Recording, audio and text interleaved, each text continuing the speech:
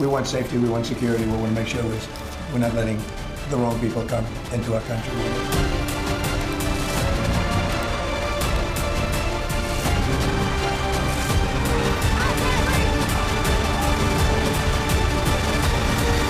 The wrong people.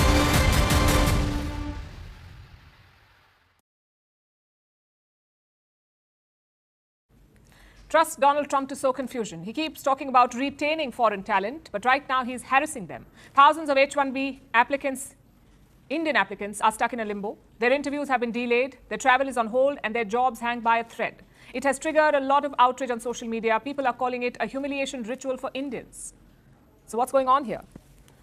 As you know, the H1B is a work visa. It is reserved for people with special skills, maybe in AI or medicine or tech. Around 70% of these visas are secured by Indian workers. The initial visa is valid for 3 years, so before it expires, you have to renew it. And that is the root of this current crisis. You can't renew the H1B visa from the United States. You must come back to your home country, in this case, India. You must attend interviews at US missions, and then you get the visa stamped. Now, December is usually a busy time for this process. It's holiday season in America, so a lot of workers return to renew their H1B. Just one problem, though. Trump has made it a lot more difficult now. Thousands of interviews slated for December have been postponed. These are visa interviews. They were slated for this month. They've been postponed, and that too by many months. Applicants are getting emails at the last moment. An interview on December 15th has been delayed to March next year. A December 19th interview has been delayed to late May.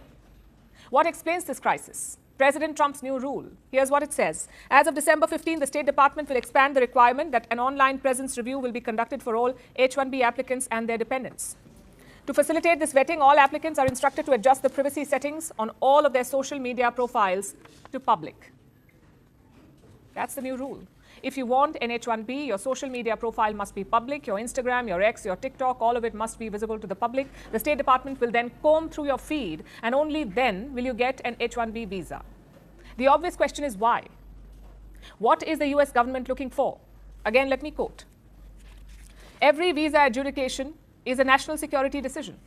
The United States must be vigilant during the visa issuance process to ensure that those applying for admission to the United States do not intend to harm Americans or our national interests.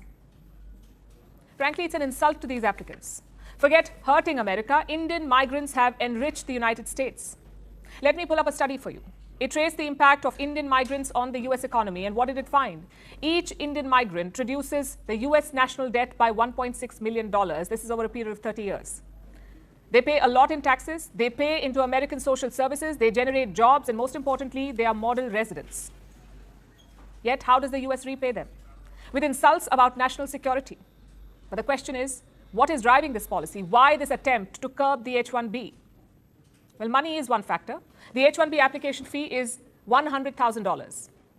But Trump has unveiled a new pathway for work permits, and that is called the Trump Gold Card. This one, a gold card, costs $1 million. So maybe the US is driving applicants and companies towards the gold card. Forget this visa, apply for a gold card. That's what they want, perhaps. It means more money for the US government. But that's not the primary factor. There's also a big race factor. Let me introduce Mark Mitchell. He heads a pro-Trump polling company in the United States, and look at his statement this week. I have never in my life wanted anything more than this, to build a new corporate consultancy helping major firms de-Indianize. De-Indianize. He wants to cut out Indians from US firms. Why? Well, he explained that on a podcast. This man says Indian H1B migrants are stealing jobs. And wait till you hear the logic. He says India produces a regular supply of young engineers. Meanwhile, the US has older, more expensive engineers, and that is why companies prefer the Indians. Well, congratulations. You have figured out demand and supply. But let's not kid ourselves. This is not about skill or salary or age. This is about skin color. This is about a so-called American superiority. It started with hardcore MAGA. They pushed Donald Trump to end the H1B system to kick out the Indian workers. At first, he resisted, but his recent moves make you wonder what he wants. In fact, one line in his new H1B policy sums it up. It says, and I'm quoting again, a US visa is a privilege, not a right. The fact is, it is not a privilege or a right. It is just a simple document for travel or work, a document you benefited from.